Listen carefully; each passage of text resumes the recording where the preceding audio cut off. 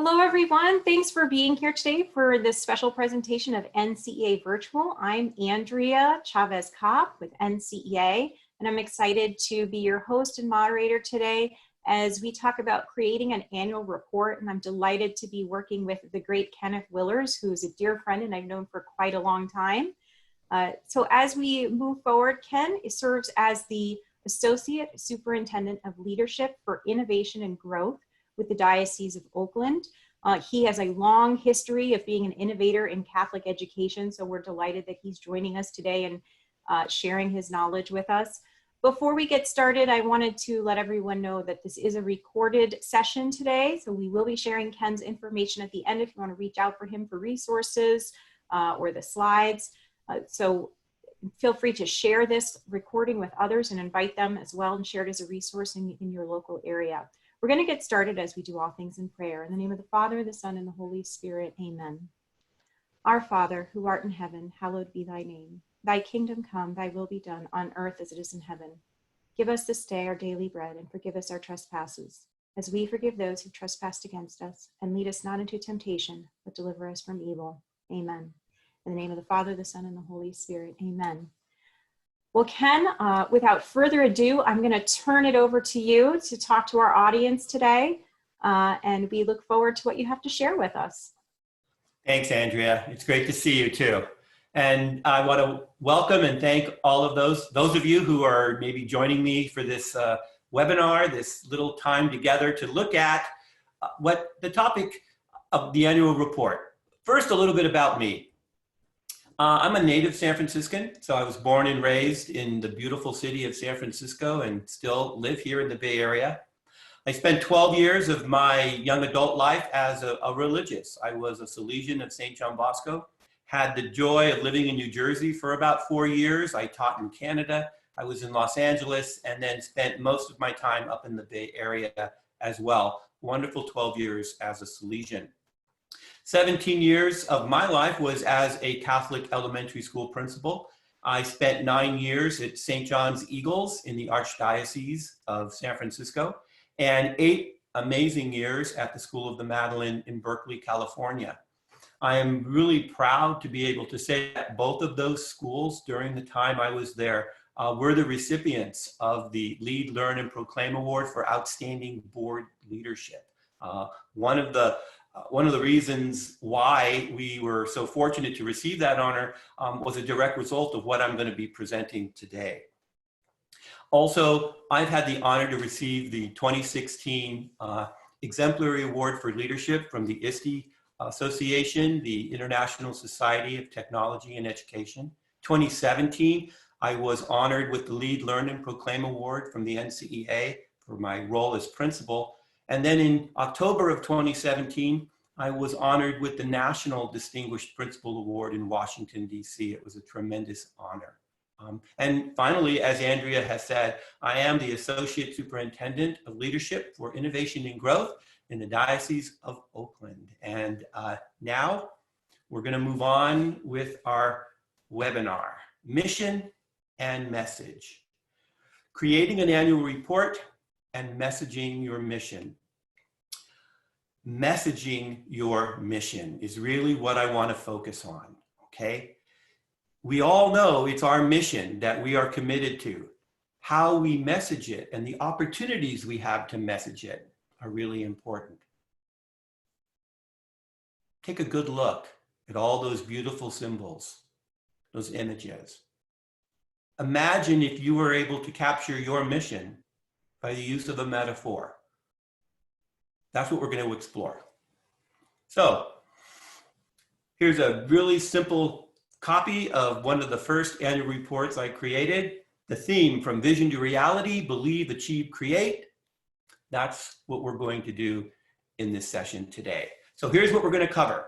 We're going to look at why message your school. We're going to ask ourselves, what do you message?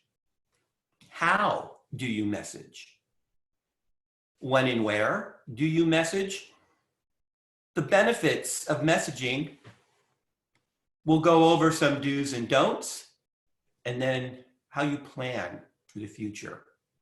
Okay, so let's begin. Why message your school? Now, if I was live with, hundreds of you in my room right now, I'd be opening this up to you, asking you, why is it important that we message our school? So I'd like you to just take a moment and think. If you have a pad next to you, just write a few things down. Why is it important for you to message your school?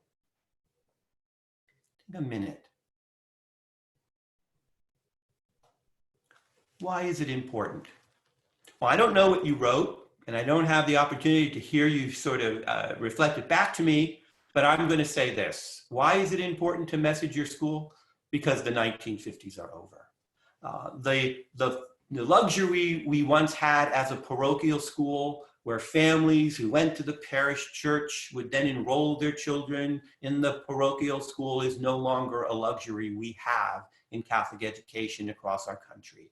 Those days are no longer available to us. And many families now don't necessarily look at, just because they live in a parish, that might be the school they want to have their children attend.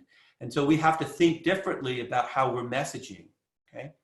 The demographic shifts that have occurred, right?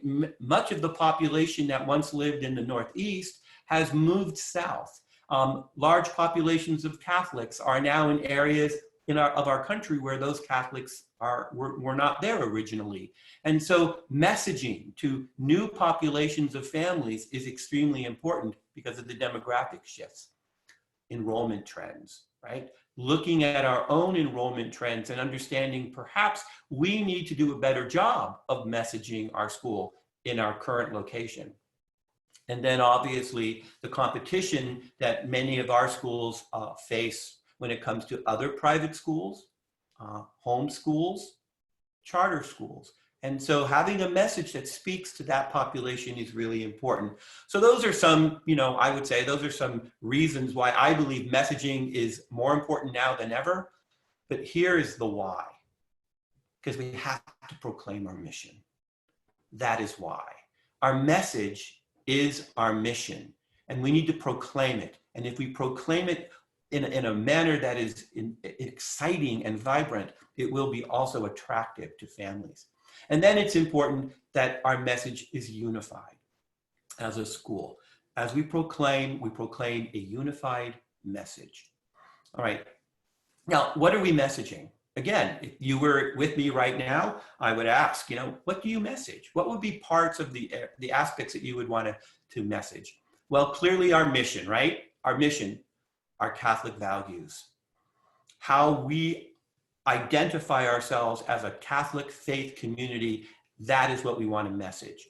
We want to message our academic excellence. Let the world see what an amazing environment we have for learning that we create at our Catholic schools. We want to message, right, the service component of what we're doing. It's not just about us and our community. It's about social justice and looking at those service opportunities and sharing that with the community. And then also that whole social, emotional, respect, self-esteem that is alive in our schools that we want to message as well. That's a message many people in our community who don't know about us get excited to hear when we message it. And then our message, of course, right?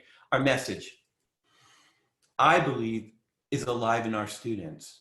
Many of our students in elementary school start in kinder, go through 8th grade. And so for 9 years, think about it, for 9 years, our students really live that mission in a very different way than some of our staff do, who might just be new to the school.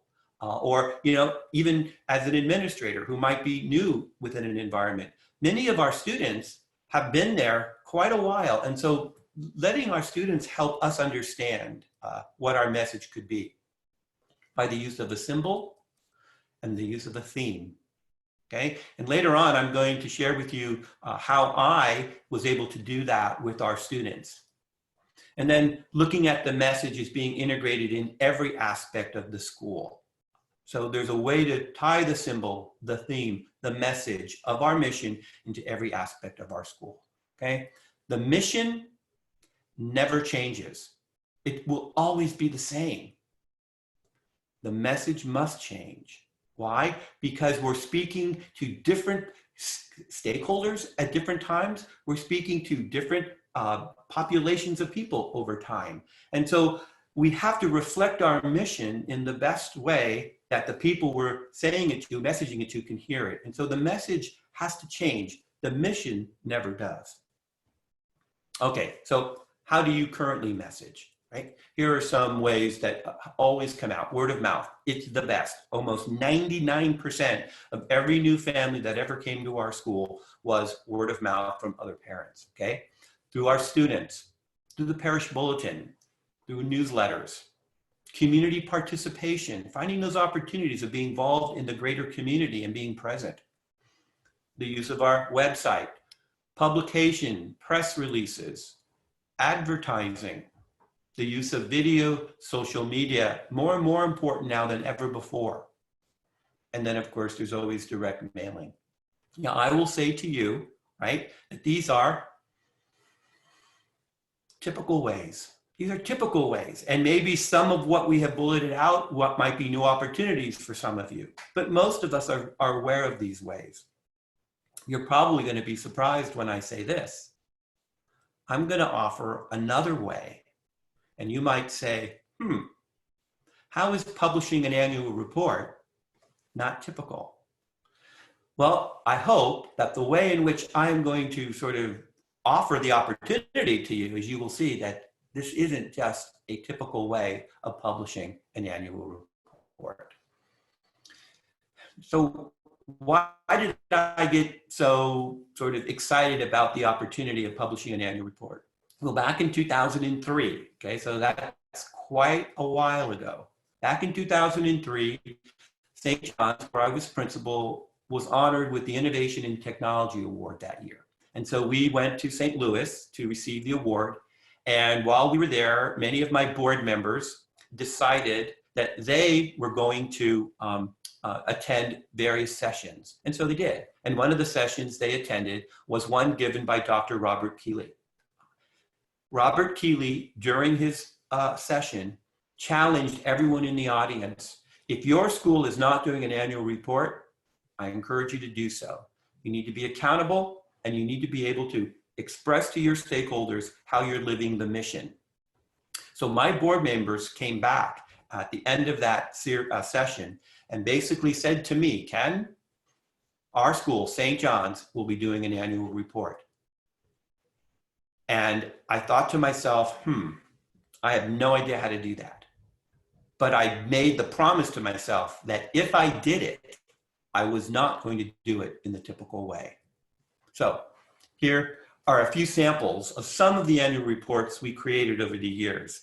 Now, I want you to look at the images and then also look at the themes. From vision to reality, believe, achieve, create. Trust your source. Listen, believe, emerge. Rise above. Let go. Break through. Stand. Stand out. Stand together. Stand strong. Harmony. Many notes, many sounds, one symphony. Years of proclaiming our mission. Every symbol, every theme was a gift of the students to the school. I'll explain more about that later. Okay? Family, unity, trust, family. Love the image that the students came up with.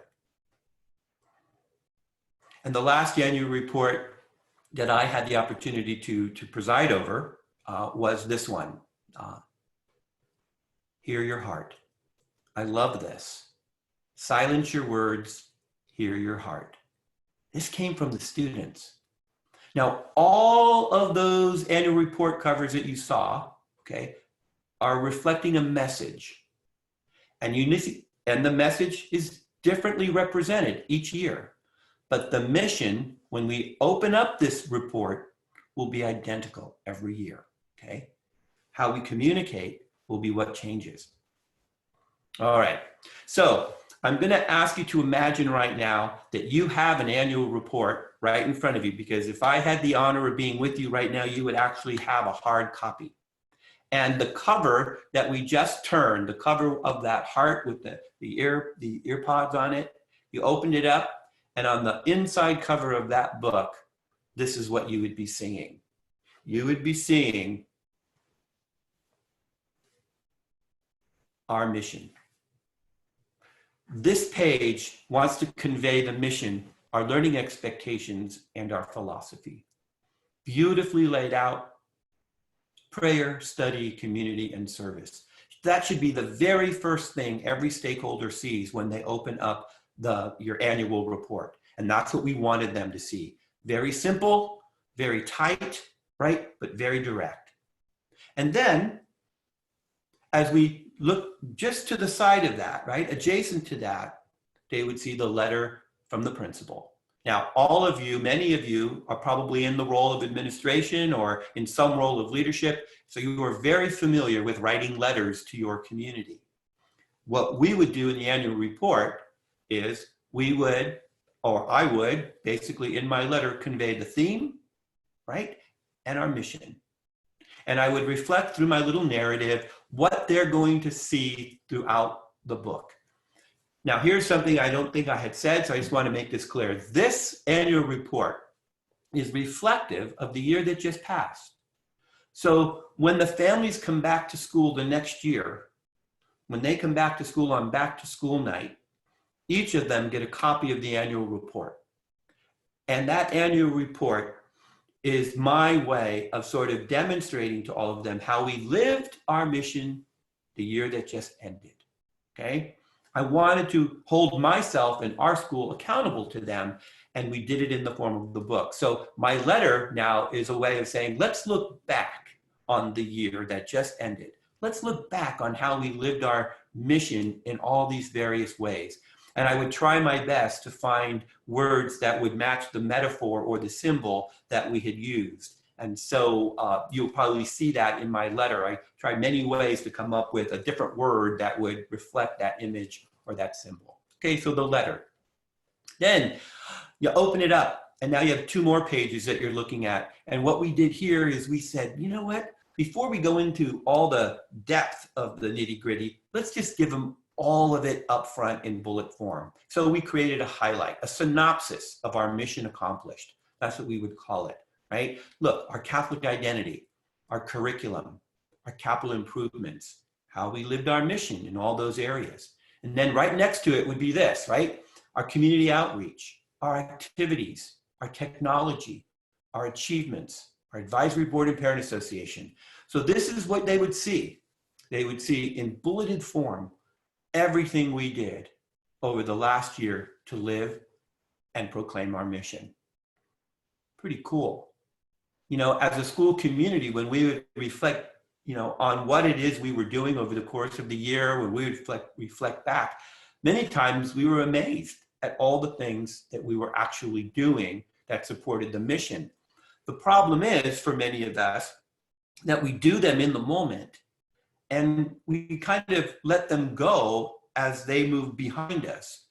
What's so important is, even though it might be in the rearview mirror, what's so important is to sort of, you know, take snapshots along the way. So when you sort of, you know, create that sort of souvenir of the trip you just took, you have all the places that you actually visited along the way. And that's what this is intended to be, right? The highlights. Okay. And then as we go into it now, we go into depth. The very first thing I want to share with them is our mission through our past, our present, and our future. Looking at our history, right? All of us have histories at our school, right? We have to have them probably for our accreditation. So just taking that and you know, making it brief, so it's not too long, but making sure that all the milestones of our past are there, the milestone of our present, and just a glimmer of hope of where we see ourselves going, okay? So the history of why we exist is very important to have in your annual report. And then right next to that page is going to be our Catholic identity. How, right, we lived our mission through our Catholic values. So what does this represent?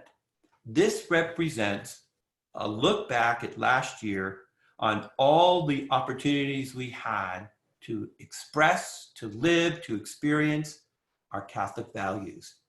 I love that phrase, we are a Eucharistic community at the service of others. That's our mission. And so what did we do? Well, we had child-centered liturgies, sacramental prep, we had student retreats. And each of the paragraphs below will reflect a little bit about that. So I reflect to the community, here's how we lived our Catholic identity last year. And then of course, giving special mention to the Dominican sisters who are part of our spirit and part of our community. So how we lived our Catholic values, okay? And you got it, right? Our academic excellence. So how did we live our mission through our academic excellence? Over the course of the year, did we adopt any new programs? Did we have any new textbooks? Did we look at a different series, right? Did we have special educational experiences for the students? Every year, most schools do, right? Have some new opportunity for our students to learn. So what we did is we said, let's look back at our academic program and let's highlight to all of our families how we lived our mission through our academic excellence. And what you see bolded at the top are going to be all the talking points that will be in the narrative, right?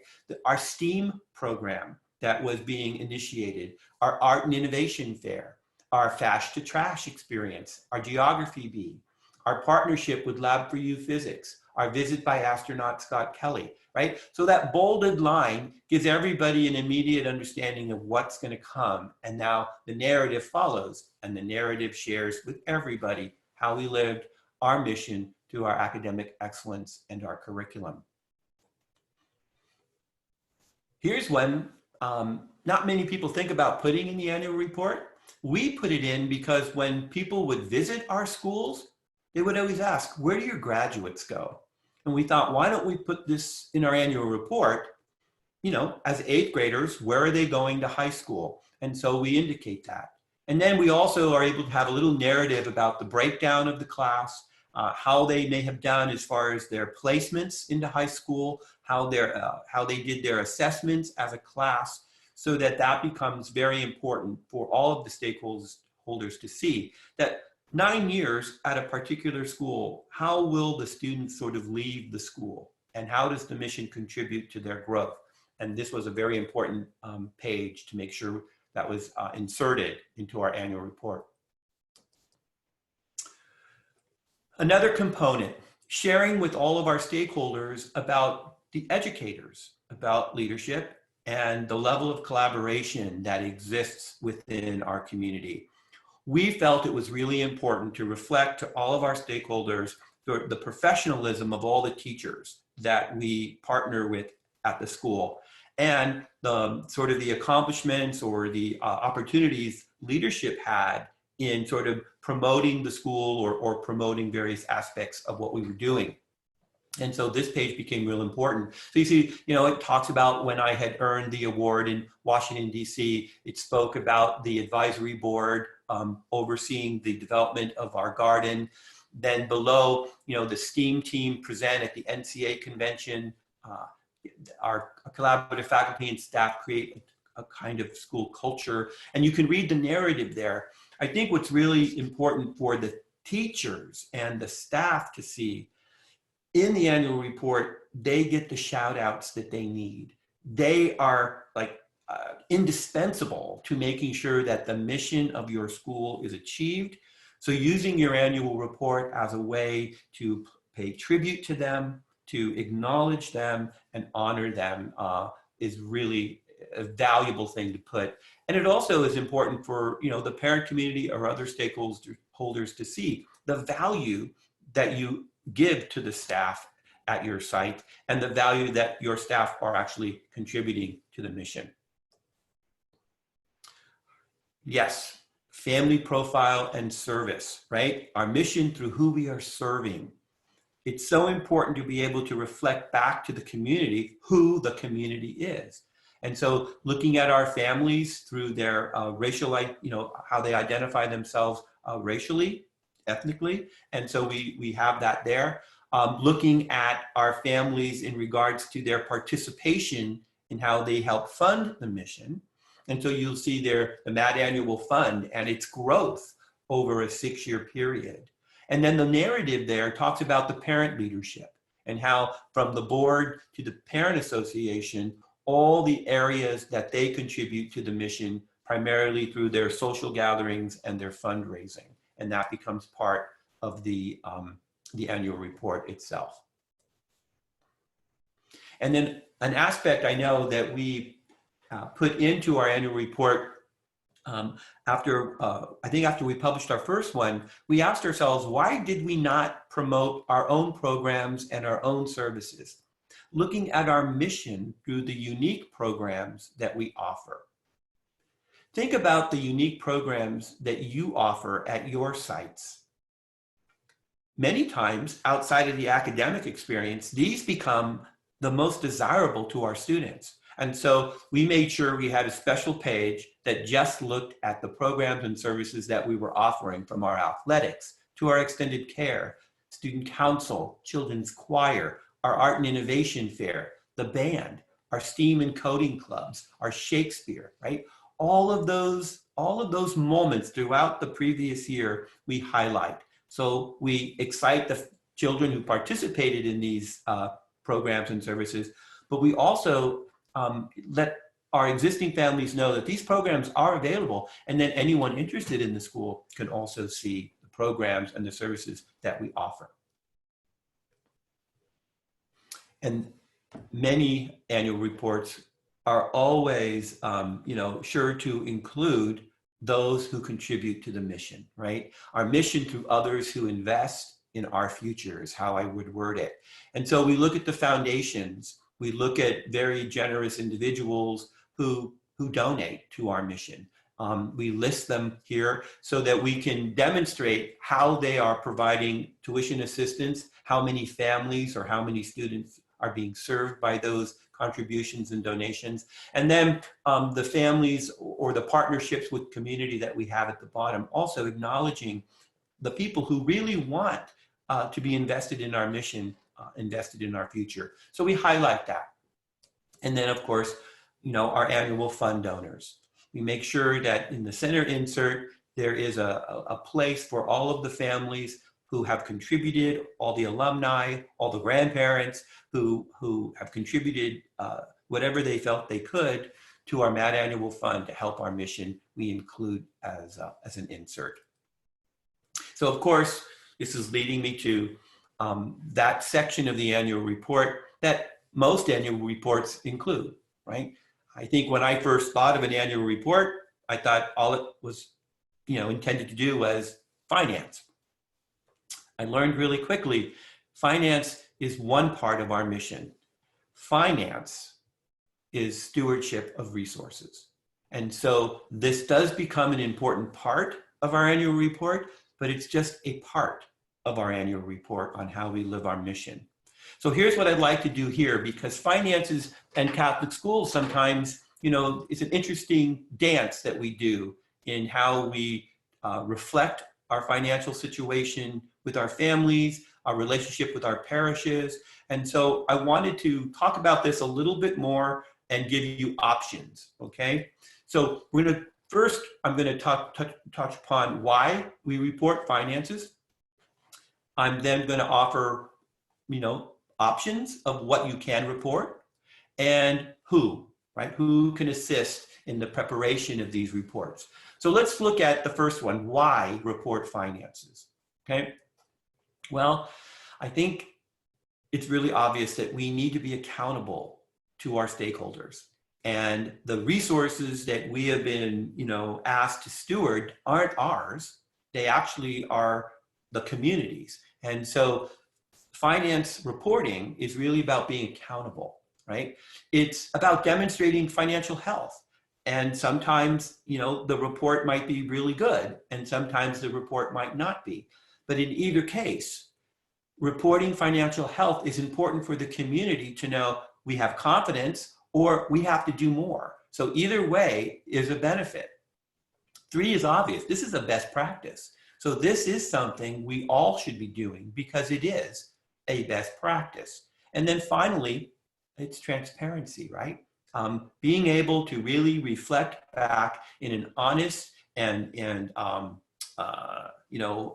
straightforward way to our community about our financial reality. That transparency is important to build trust and to build confidence in the people that we're serving.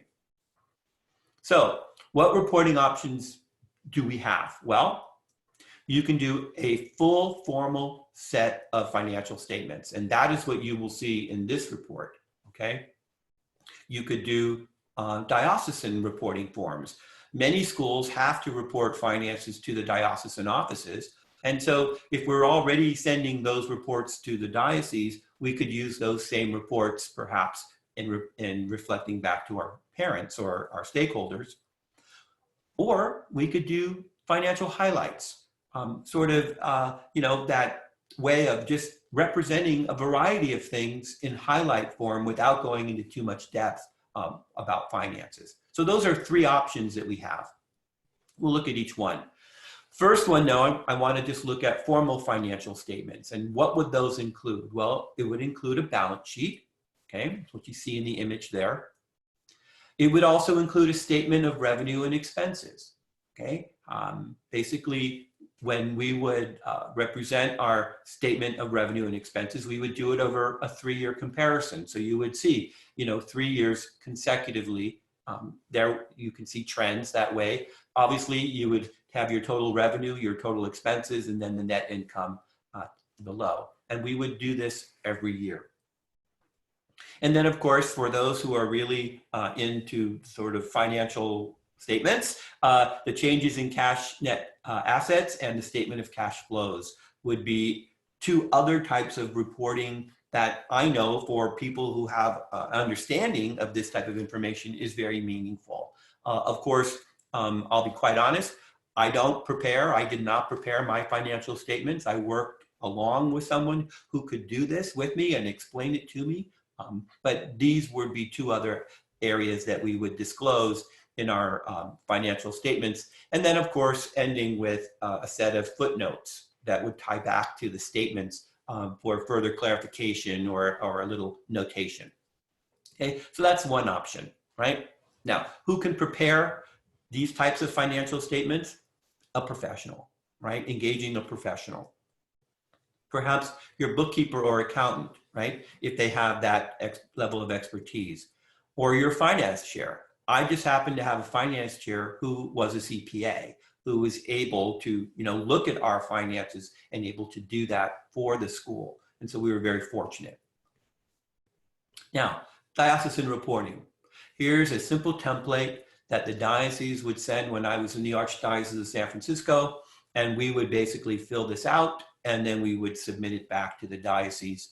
This could be something that you use if you wanted to with your families. And it just includes a balance sheet and a summary of your revenue and expenses, right? Who could prepare that? Well, probably the school's bookkeeper, because that's who would be doing it probably for the diocese, right? A finance chair, perhaps, okay? Now, financial highlights. Financial highlights is sort of, it's a nice way to start. I know when I first did an annual report, I used financial highlights. So see, that was one of the first sort of financial reporting I did to my community. And we covered a couple things. We looked at enrollment. We looked at cost per student. We looked at fundraising, okay? Those were all very important, areas that many of the families wanted to know about, and we wanted to share that information, okay? We would do it in the form of trends, looking at trends of our finances or trends of our enrollment, right? Using bar graphs to help visually represent the story that we might be telling. So these are ways that you could represent financial highlights, right? Pie charts are probably the most common, and pie charts are really easy to look at and understand. Who could prepare financial highlights? The bookkeeper, your accountant, finance chair, principal, or maybe even a qualified parent, okay? What's important here is that you are demonstrating your good stewardship by representing the finances of the school to your stakeholders. That is what's important. What you report, how you report it, right, will be your level of comfort, your level of expertise, and what you believe your community is ready to also hear and absorb. Okay, so just know our mission through stewardship of resources is a key component of what needs to be in our annual report. Those invested in the mission. My board was really good at helping me understand, right, that the mission is lived through your advisory, your parent boards, your faculty and staff. And many times the community doesn't quite understand how that organization flows. And so we created a nice chart, right? So I'm going to go through this briefly. So the administrative team. You see at the top, the superintendent, the principal, the pastor, right? And right below us is the administrative team. We have our faculty in our curricular areas, right? So all the people who made up the curricular aspects of the school are highlighted here. All the various programs, the academic programs, okay? Heather Skinner, she was our VP for Catholic Identity and Faith Formation. Jen, she was the curriculum director, okay? And then under myself, I had my administrative support, my finance, my executive secretary, facilities, advancement. And then we had our VP of Student Services. So you see counselor, special needs, health chair, librarian, technology, right? And then the band, extended care, all the services that that we had at the school would be overseen by one on the administrative team. And then of course, the advisory board and the parent board. So those in green, the advisory members, those in pink are parent board. Okay. The flow chart was a nice way of communicating visually to everybody how we were organized. Okay. Here's a great picture of the advisory board in 2016 receiving their Lead, Learn, and Proclaim Award at the NCEA convention. Great group of people. Okay, now we're getting to the end of the annual report. We've covered all these aspects of how we lived our mission, and now we're going to close the annual report, and on the back of it, we're going to see something. We're going to see what the symbol will be for the upcoming school year. We're going to see what the theme is going to be, and we're going to see how everyone can partner throughout the year, important dates. And so you'll see the dates for our fall festival, our open house, our crowd feed, our auction, right, with a little narrative. And then of course, the opening theme for the upcoming school year. Okay. Rise above challenges, beyond dreams, right? So our mission through outreach and sharing a future vision, really important. I loved ending the annual report looking ahead. So you've seen the contents of the annual report, okay? Rich with beautiful images, rich with a nice narrative, informative, substantive, right? Now, how did we do this? What was our timeline? Well, just know that you need to capture events during the year. Thank God for social media. Thank God for Facebook. Thank God for all these available to us now, because many times they get captured anyway. They get put up. And so it's going back in the, in the timeline and, sort of cataloging your images by date can help you remember what those events were. So it's capturing the events during the year. Okay, knowing that you'll be preparing financial statements in the months of June and July. If you're like most schools, our books always ended on June 30th, okay? And then know that also during June and July, you'll be assembling the report, okay? Putting the various components together while the finance is doing theirs, okay? Getting all those components together and then reviewing it. I would send it out to the stakeholders to review and then get their edits, make sure I didn't miss anything, and then we would get ready to print, right? We print the report. Usually sometime in August. And then at back to school night, we would distribute it to every family. They would get it. we would then mail to any of visitors, alumni, and donors. And here is the most exciting thing we did. We then used it as a recruiting tool. We always published more than we had student population because this was going to be the recruiting tool we used for all potential families, okay? So what were some of the benefits? It affirmed the mission. It unified our stakeholders. Who are they? Our teachers, our parents, our boards, our parish, okay? And of course, our donors and our vendors. Affirms the mission and unifies the stakeholders. We're all connected to that mission, right? And then it unified our message with the public. The public was hearing a unified message put out in our annual report. It provided accountability to the stakeholders. That's what I wanted the report to be able to do. And it eliminated the use of all other marketing literature, believe it or not. Yes, there was always that time when I would submit something to the local papers for an ad or our Catholic publications, but this really became the one marketing tool that we would use. So some do's and don'ts, don't hesitate, just do it. All of you can do this. You're already doing it in many ways anyway. You don't need to hire an expert. Just listen to your students and your stakeholders, okay? That's where you're going to hear the message. Don't limit your symbol to a theme, just to a nice cover. Let that symbol live in every aspect of your school, in your prayers and liturgies, meetings and agendas, community events. So you see the butterfly on that screen for an entire year. So you have to know this cover, right, is the year past. So the year past, the year that just ended, that whole year, that butterfly was everywhere. The idea that, trust your source was everywhere. And we would bring it up at every parent meeting. How are we going to trust our source? How are we going to, believe and emerge to be who we are called to be? And that's how we used our symbol and our theme. So it would be in our prayers, it would be in our liturgies, it'd be our meetings, it would be at all of our events.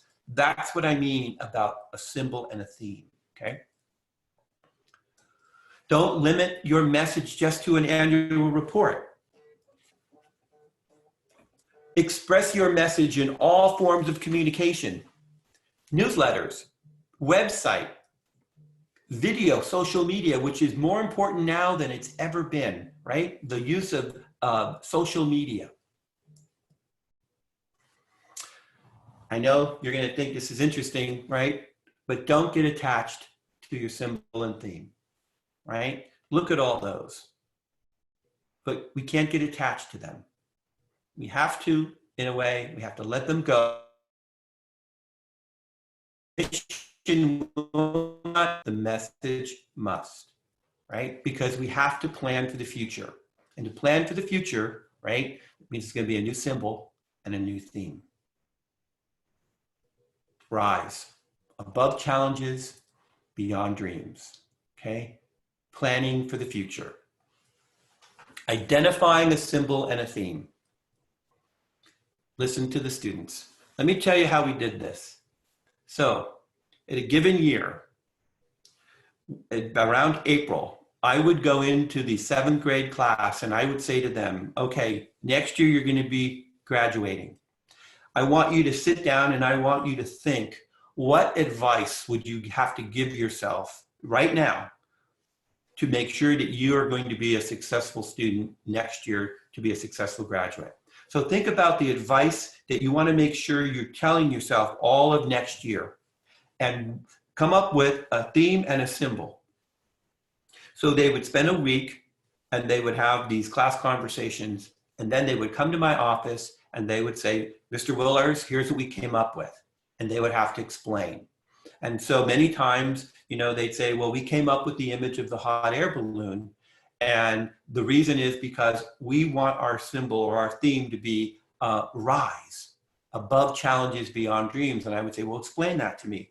Well, our class has always been one where, we've kind of kept ourselves down because we don't trust what we can do, or we always looked at the negative. So what we need to do as a class is we need to rise above that, challenges we face, and beyond, and even beyond the dreams that we have. That's the advice we have to give ourselves.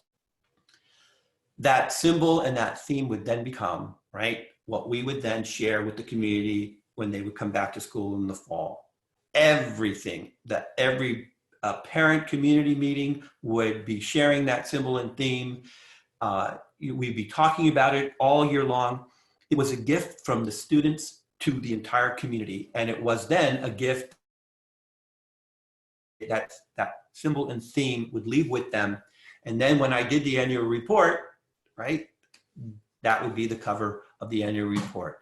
So that's how we would identify our symbol and our theme, because we listen to the students, right? Observation, artwork, and reflection was key. The mission is the same, but the message changes to reflect the needs of the students and the community. It's a beautiful process. I encourage all of you to give it a try. Okay, now, once you do it, you got to produce it, right? So the very first year we did an annual report, we did it on the copy machine. So whatever it cost to put it on the copy machine, that's how we did it, okay? And then, of course, you want to move it to the next level, right? So finding a printing source, right? Kinko's or Staples, an easy way to do it. We also found partnerships with vendors who said, we'll do it for you, right? Now there are so many online ways of publishing things very cheaply, very quickly. I don't think it should be an obstacle in getting it done. And even finding a sponsor could be a way to do it as well. What's the cost of producing an annual report? To proclaim the good news of the mission of Catholic education alive at your school, what's the cost? It's priceless. There is no cost that we can, that would prevent us from doing this, from proclaiming our mission and finding a beautiful way, a beautiful vehicle of doing that. So I know people laugh when you say this. Oh, it's really easy to do, but it's very easy to do. I'm going to tell you why. I have this template. I use Apple. I use Pages. I have this template. This template is available to anyone who wants it. All you have to do is email me. You see my email address right there, kennethjoseph.willers@gmail.com. If you would like to have the template, I will certainly go ahead and send it off to you, okay? It's about mission. It's about message. It's about symbol. It's about theme. The mission never changes, but our message must, so that it has the most impact it can have on the people we're serving. So I want to thank you. I want to thank you and ask that God bless the mission of Catholic education alive in our schools across the country. And it's alive in our schools because of you. So thank you. With that, I'm going to pass it over to Andrea, and Andrea can go ahead and tell you any next steps that you might need. But I want to just say I am honored that you spent this time with me, and God bless. Andrea? Thank you so much, Ken. Yeah, thank you for sharing this with us. And you probably don't remember, but many years ago before I worked for NCEA, I saw you give this presentation at an NCEA convention. So we were friends before you even knew it. It's nice to see the evolution, and I feel things have come full circle now, us being able to together offer this to our members. So thank you for your time today. For those of you who are watching, this is a recorded session, but please do reach out to Ken or to NCEA if there's anything we can do to help. May God continue to bless you all in your ministry. Have a great day.